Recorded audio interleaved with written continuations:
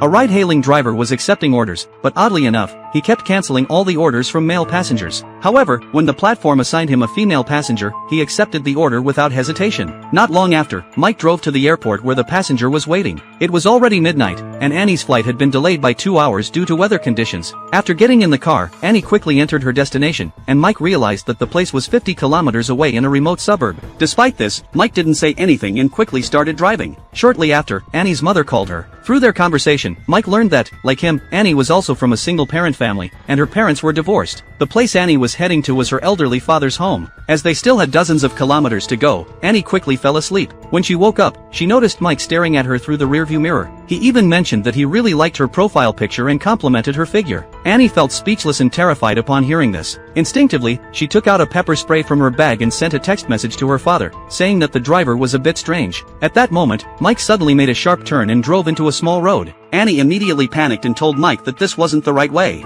Mike insisted that he was following the navigation and couldn't be wrong. However, Annie was adamant about having him turn back. Hearing this, Mike handed his phone to Annie. She checked the navigation and found that it was indeed correct, with the final destination showing her father's home. Mike reassured her, saying, "I'm not that kind of person. If you're not comfortable, I can turn back as you wish." Hearing this, Annie felt relieved and didn't pursue the matter further. As they continued chatting in the car, Mike mentioned that he really enjoyed accepting orders from female passengers because those male passengers looked like serial killers, which made him very afraid while driving. As they were talking, Mike's phone suddenly flashed and went black in an instant.